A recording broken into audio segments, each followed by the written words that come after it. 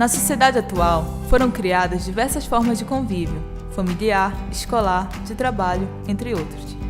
Mesmo em um mundo globalizado, que tende a um processo de mesclagem cultural, diversos fatores fazem o mesmo não ter uma homogeneidade, fazendo com que pessoas de mesmos locais tenham formações de valores, caráter e moral diferentes.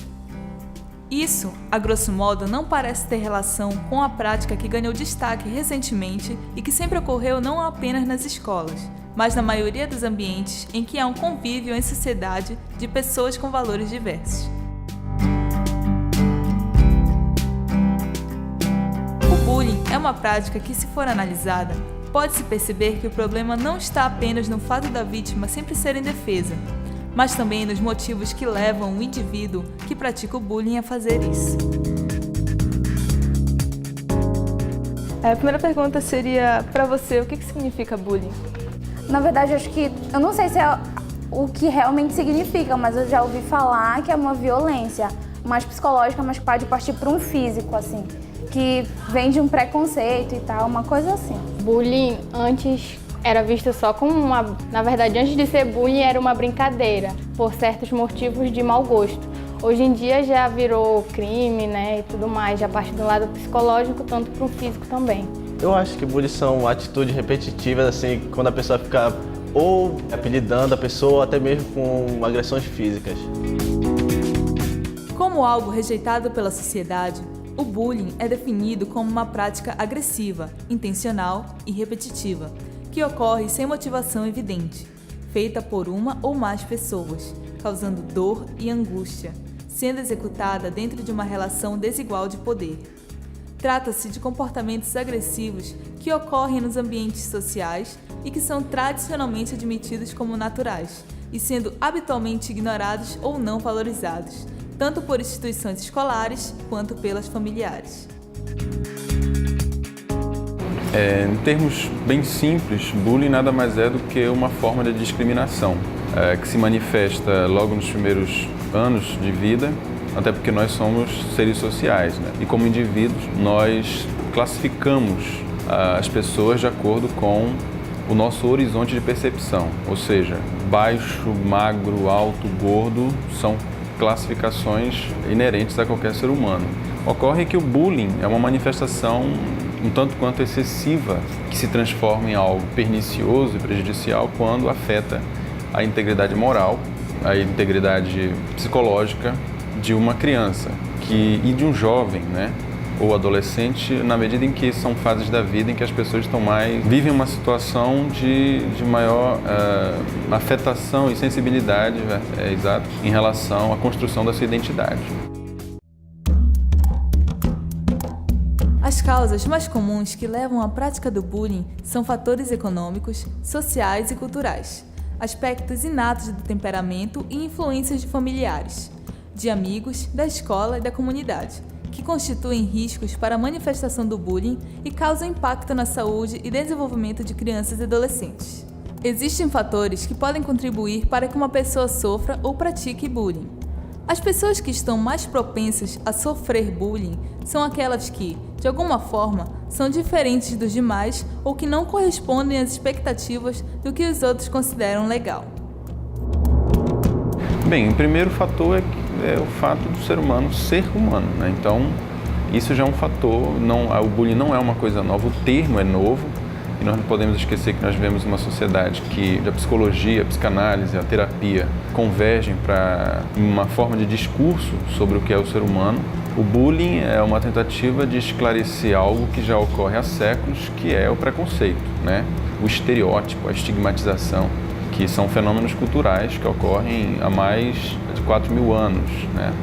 Se você for para a Bíblia, por exemplo, você tem a figura do coxo, né? O coxo, que é aquele sujeito manco, então aleijado. Então essas são formas de discriminação históricas que mais recentemente foram parar na literatura terapêutica aplicada à concepção de preconceito e discriminação contra jovens e adolescentes. Agora, a origem, como vocês podem ver, é histórica, mas a importância que ela ganha recentemente é maior. Até porque com as resoluções da ONU que tratam sobre direitos da criança desde 1989 e considerando também a instituição do ECA no Brasil, você tem uma dimensão da importância da criança muito maior do que em anos anteriores. Então, daí porque é considerado hoje um problema social na medida em que a criança ganha importância, a criança e o adolescente passam a ganhar uma maior importância no cenário social moderno. Segundo definição do sociólogo Orson Camargo, em artigo publicado no portal Brasil Escola, o bullying é um problema mundial, podendo ocorrer em praticamente qualquer contexto no qual as pessoas interagem, tais como escola, faculdade, universidade, família, mas pode ocorrer também no local de trabalho e entre vizinhos. Você já sofreu bullying? Na verdade, eu não sei te dizer se eu sofri bullying ou não, mas eu acho que sim. Na verdade, acho que a maioria já sofreu algum tipo de preconceito por algum motivo. Na infância eu era mais gordinha, assim, aí algumas piadas e tal. Essas coisas do tipo. Quando eu era mais nova, por brincar futebol. Eu sempre fui assim, brincadeira de meninas eu brincava, mas eu também gostava de jogar futebol. Aí tem aquela história de, mulher que joga futebol é sapatão, não sei o quê, e por aí assim, a história, mas nunca foi muito forte assim, entendeu? Mas a gente percebia e tal, olhares e tudo mais. Eu acho que quase todo mundo passa por isso. E eu acho que sim, já muitas vezes pela cor, ou... acho que é pela cor, então pela pessoa usar óculos. Acho que a pessoa sofre, geralmente. Como você se sentiu com tudo isso? Olha, eu acho que no começo a gente sente um pouco mal, mas acho que com o tempo a pessoa vai levando a brincadeira. E se a pessoa for bater cabeça com isso, for ficar se preocupando, acho que a pessoa não vive bem. Acho que é melhor a pessoa aprender a conviver e ignorar. Eu me sentia meio chateado porque eu nunca baixava a cabeça, porque eu gostava de provocar mais. Mas era uma situação bem ruim, de você ter que sair mais cedo da escola para não ter que encarar aquelas pessoas. Eu me sentia muito mal, porque por mais que a gente tente no começo rir junto com as pessoas, fazer parecer que pra gente aquilo tudo é uma brincadeira, não é, nós podemos até tentar, mas vai chegar um ponto em que não vai se conseguir mais levar na esportiva. O que você fez para resolver esse problema? No começo a gente tenta evitar, a gente tenta agir como se não se importasse ou ignorar, mas depois de um tempo a gente tenta começar a fugir, se esconder, ou quando não tem mais jeito, você deixa passar até que um ponto você acredite que aquilo vai parar. Eu acabei saindo no tapa mesmo, né, na violência.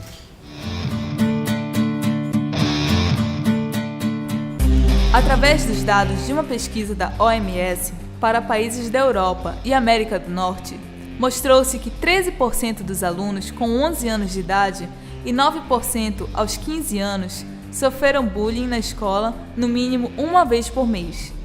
Em estudo realizado em 50 estados e no Distrito de Colômbia, nos Estados Unidos, com mais de 15 mil estudantes, revelou que 20% deles foram vítimas de bullying na escola, sendo ele mais frequente entre as meninas, 22%, do que entre os meninos, 18%.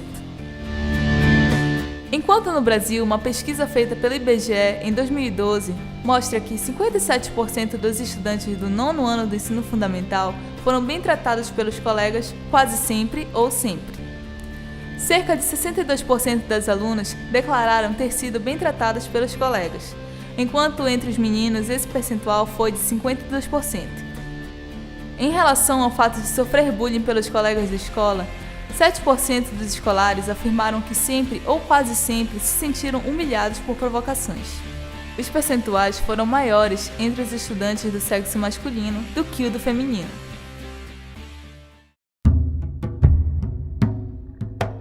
E quando é que você acha que uma simples brincadeira pode se tornar bullying? Eu acho que quando outra pessoa começa a se sentir ofendida, no caso de uma brincadeira simples, aí eu acho que já parte para a história do bullying. A partir do momento em que a gente olha e a gente vê que a pessoa não está mais rindo daquilo, que para ela não está mais certo, que para ela não é uma brincadeira, que aquilo machuca, que ela começa a fugir, se esconder, que aquilo faz com que ela sofra.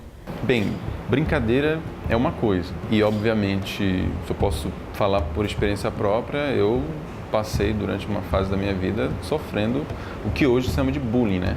Bem, sou muito alto, era muito magro, então isso favorecia muitas piadinhas e brincadeiras. Eu não sei até que ponto isso me afetou do ponto de vista psicológico, mas quando a gente trata do bullying como instituição, o limite está exatamente na maneira como isso é tratado pelos pais, pelos responsáveis, pelos pedagogos. A gente sabe que no universo infantil as brincadeiras elas assumem as mais variadas formas, que no universo adulto pode ser considerado bullying, muitas das vezes, uma brincadeira com o tamanho dos olhos, né? A forma do cabelo. É importante a gente também ter o cuidado de saber como tratar das várias formas de relação social. A gente não pode tratar como adulta relações entre crianças.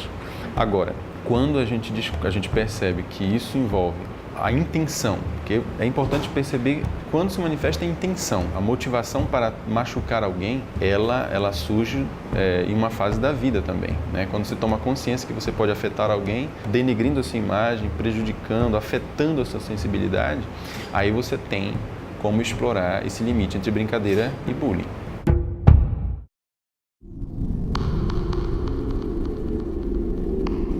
O bullying se caracteriza de várias formas, por isso tem diversas classificações, que são o bullying verbal, que consiste em dizer ou escrever ofensas em forma de provocações, xingamentos, ameaças, entre outros, coagindo e ou ridicularizando a vítima.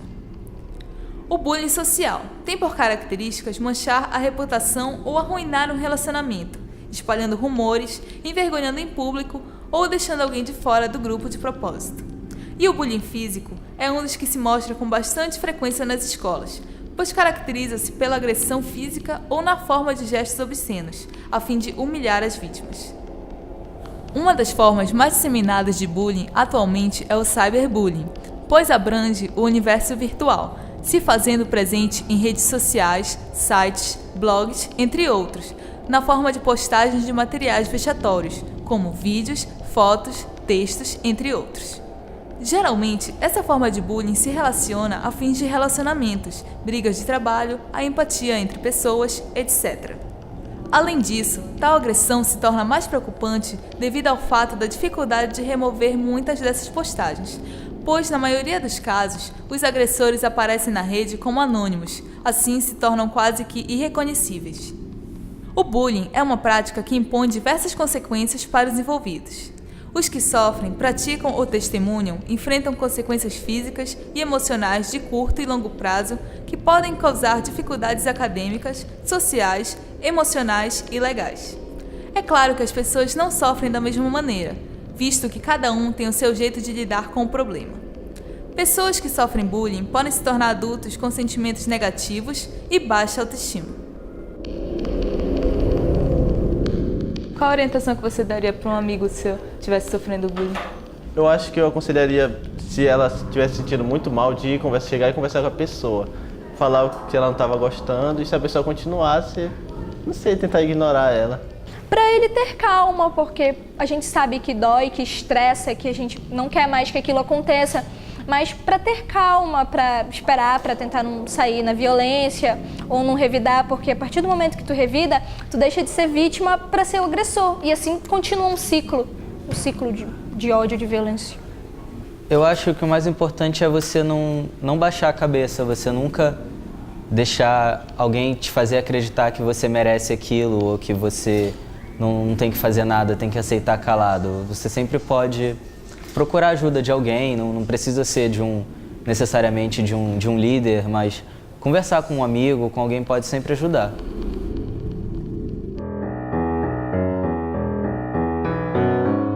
Resolver o problema com o bullying não é uma tarefa fácil. Avaliar o bom desempenho dos estudantes somente pelas notas dos testes e cumprimento das tarefas não é suficiente. Perceber e monitorar as habilidades ou possíveis dificuldades que possam ter os jovens em seu convívio social com os colegas passa a ser uma atitude obrigatória daqueles que assumiram a responsabilidade pela educação, saúde e segurança de seus alunos e filhos. O envolvimento de professores, funcionários, pais e alunos é fundamental para que as medidas implementadas contra o bullying funcionem. Eu não acho que existe uma solução com varinha mágica. O bullying tratado da forma como ele é hoje, ele é uma instituição. Então, se é uma instituição, você tem que encontrar mecanismos de correção. O principal mecanismo de correção não é a sociedade externa. É importante que os pais participem mais da vida dos filhos. Isso é um ponto. Que a escola, como a socializadora secundária, ela compreenda a dinâmica do mundo atual e perceba que o jovem, a criança de hoje, o jovem adolescente, ele não é um sujeito apenas absorvente de conhecimento. Ele é um produtor de conhecimento. É importante que o aluno seja reconhecido, então, como sujeito. Porque, como reprodutor de conhecimento, ele vem para a escola aprender e, muitas das vezes, ele não sabe o que ele é como sujeito. A escola tem que, nesse sentido, orientar. É importante fazer o exame de vocação para vocês que estão na fase de adolescência e juventude. O que eu quero ser, o que eu posso atuar, onde eu posso estudar, qual é a melhor formação para mim. Será que se hoje todo mundo quer fazer medicina porque é uma carreira boa, eu preciso fazer isso? Será que eu tenho aptidão para isso? Então, a escola, como socializadora secundária, ela participa nesse sentido.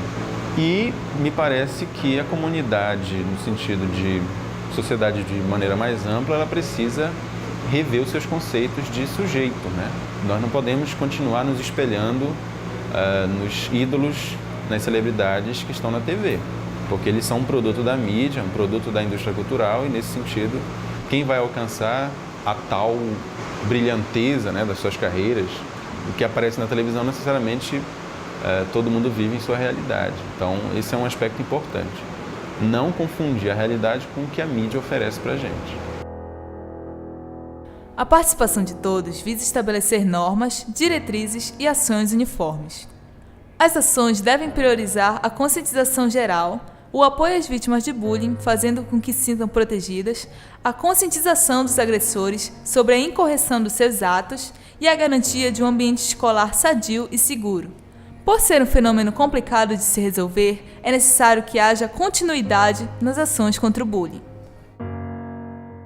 E você, como professor, como você orientaria um aluno seu que estivesse sofrendo bullying? Bem, dependendo do caso, a gente tem um bullying que é considerado um bullying talvez dos mais perversos, que afeta a questão racial. Esse aluno que está sofrendo o que é chamado de bullying, mas que na verdade é discriminação racial, ele tem que fazer um boletim de ocorrência, ponto. Agora, um aluno que sofre preconceito ou discriminação pela cor do cabelo, pelo seu tamanho, né, por ser magro demais ou gordo demais, em primeiro lugar, ele tem que saber se reconhecer como sujeito. Eu converso muito com meus alunos, explico para eles que ele é diferente por aquilo é a essência dele, tem que valorizar aquilo que as pessoas discriminam. Por que as pessoas dão tanta atenção para o cabelo? Cabelo liso, cabelo encaracolado, cabelo louro. Por que isso é tão importante? A pessoa tem que repensar também o que é que motiva esse preconceito.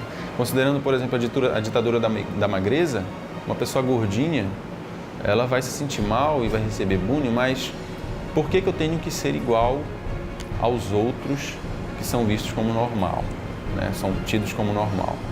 O que motiva isso? Se você começar a fazer o aluno, a pessoa, se entender, né? Considerando inclusive vários aspectos biológicos, genéticos, né? Padrões corporais, enfim, metabolismo, origem social, origem étnica, a pessoa vai começar a reconhecer por que ela é daquele jeito. Isso já explica para ela que ela não é diferente porque a culpa é dela, mas porque ela vive no contexto social. Isso é um passo fundamental. Eu acho que tornar o indivíduo reconhecedor e conhecedor de si próprio como sujeito permite com que a gente avance no sentido de combater o bullying. Agora, as instituições precisam atuar no sentido de coibir quando essa violência ultrapassar o limite da integridade moral e física. Por quê?